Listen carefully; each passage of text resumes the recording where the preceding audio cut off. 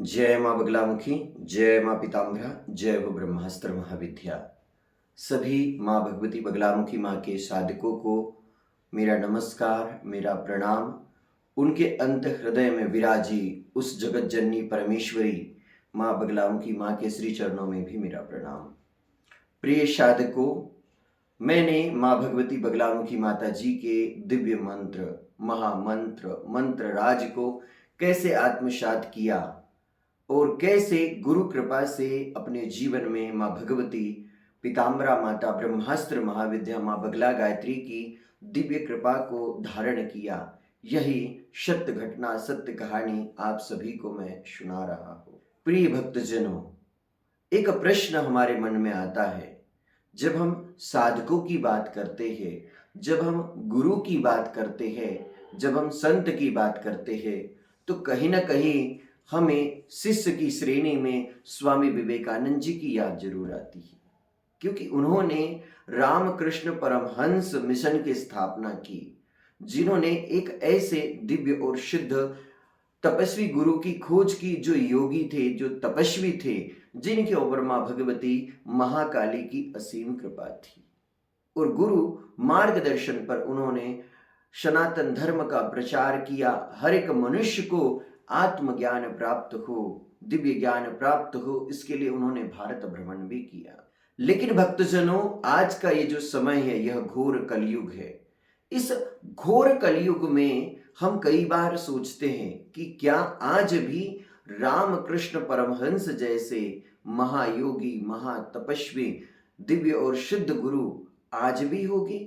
क्या स्वामी विवेकानंद जैसे शिष्य आज भी होंगे, जो वास्तव में ज्ञान को, विज्ञान को समझते होंगे, जिन्होंने अपने पंच कोशों को समझा है? जैसे पंच कोशों में पहला कोश आता है अन्नमय कोश, दूसरा कोश होता है प्राणमय कोश, तीसरा कोश होता है मनमय कोश, चौथा कोश होता है विज्ञानमय कोश और पांचवा कोश होता है आनंदमय कोश।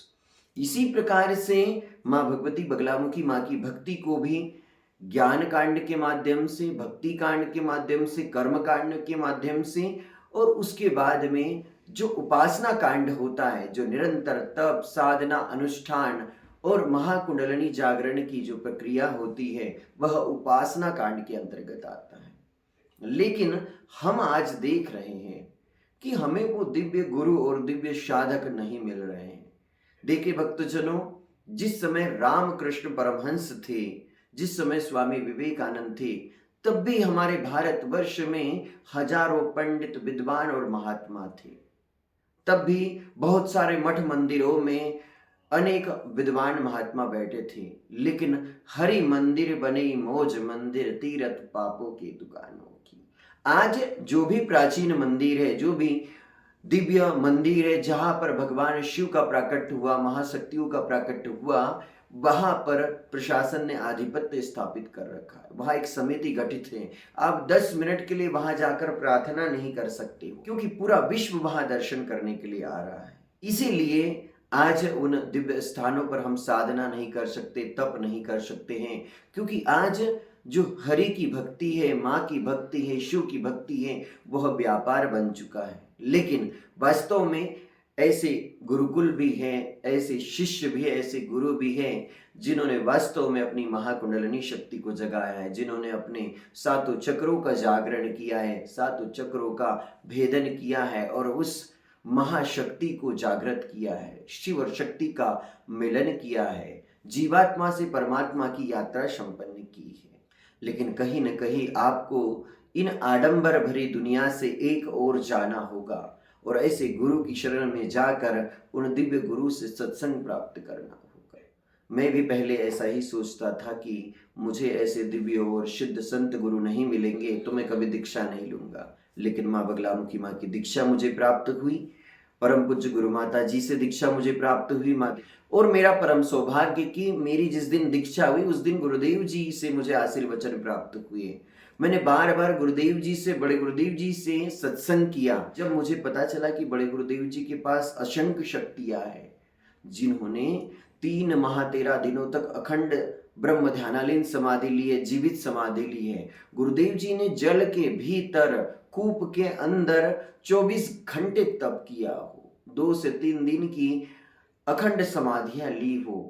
ऐसे पूज्य गुरुदेव जी का सानिध्य मुझे प्राप्त हुआ, जिनका मुझे सत्संग बार बार प्राप्त हुआ, मैं अपने आप को बहुत ही धन्य और परम सौभाग्यशाली समझने लगा। मैं आप सभी से कहना चाहूंगा कि अगर आप रामकृष्ण परमहंस जैसे दिव्य गुरु को तलाशना चाहते हो तो आप हमारे बड़े गुरुदेव जी की साधना को देखिए, तप को देखिए, उनकी यात्रा को देखिए, उनके सत्संग के वीडियो को देखिए और गुरुदेव जी से शक्तिपात दीक्षा प्राप्त करके इस छोटे स्वामी विवेकानंद ने जो इतिहास रचा है, आप माँ बगलामुखी मंदिर साउंगी के वीडियो देख सकते हो, आप मेरी साधना की सीरीज देख सकते हो, आप मेरी गुरु भक्ति देख सकते हो।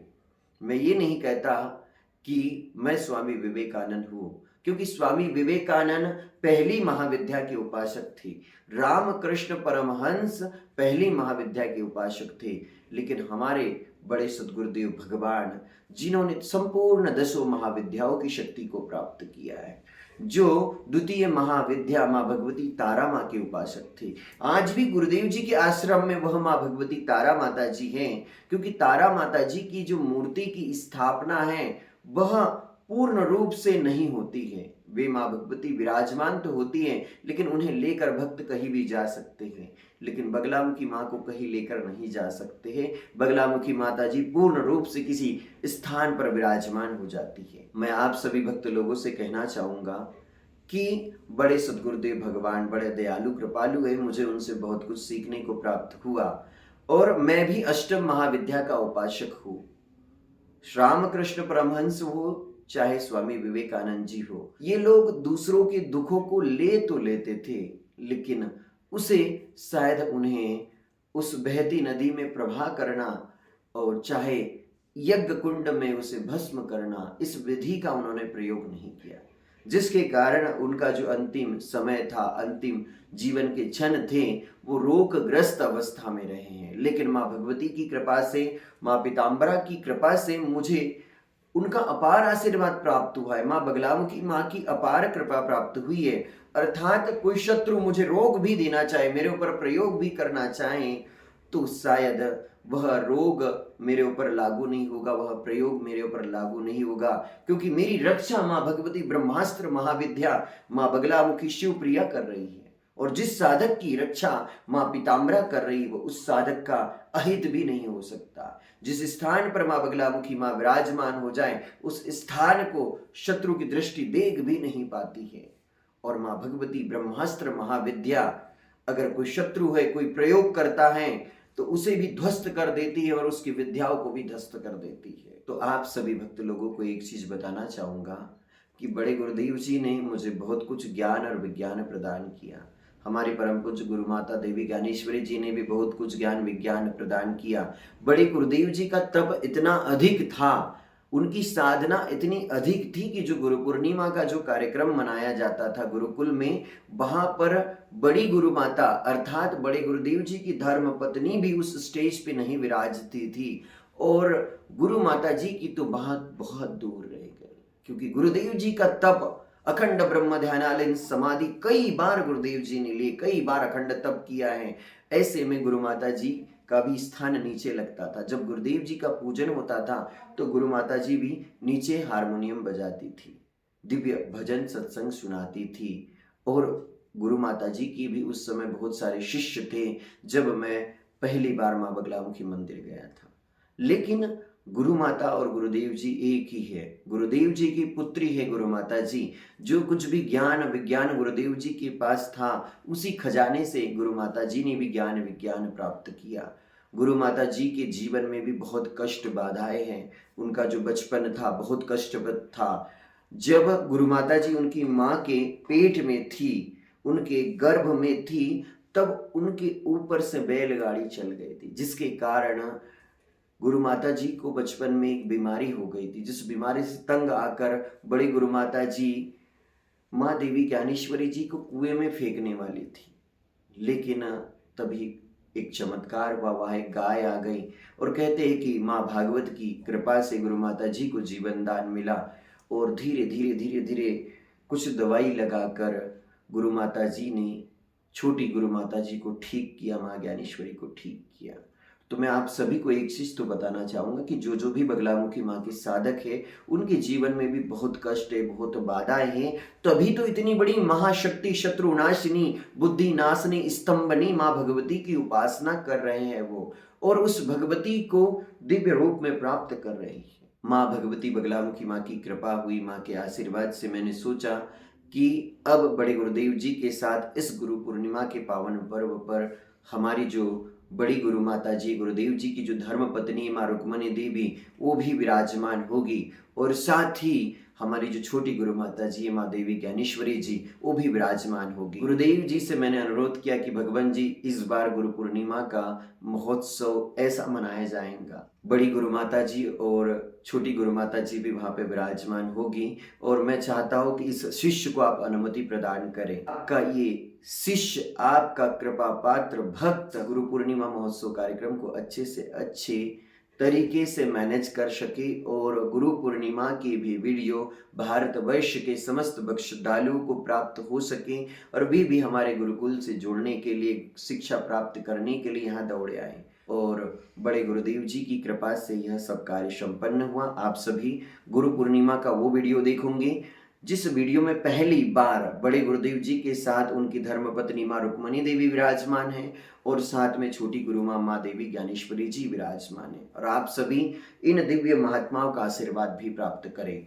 गुरु बिना भव निधि तरह न कोई, चाहे बिरंजी संकर सम हुई। निर्जीव सारे शास्त्र सच्चा मार्ग ही दिखलाए हैं, वेद पुराण और शास्त्र सही मार्ग दिखलाते हैं, लेकिन दृढ़ ग्रंथि की जड़ खोलने की युक्ति नहीं बतलावी।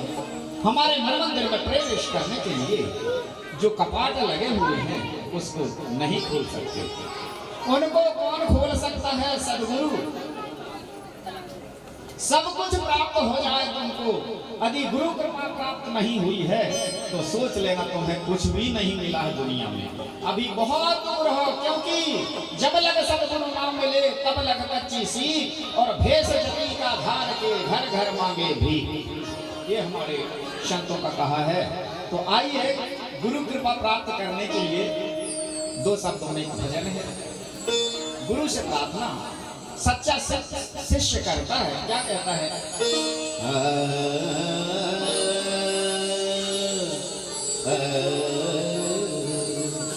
एक बार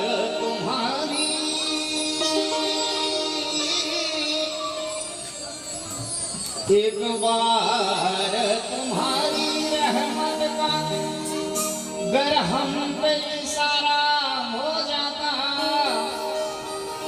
तो कुछ मंजिल आसान हो जाती, कुछ दिल का सहारा हो जाता। गर नाम का जाम पिला देते, गर नाम का जाम पिला देते सद्गुरु जी अपने हाथों से, तो इस जन्म मरण के बंधन से अपना छुटकारा हो जाता।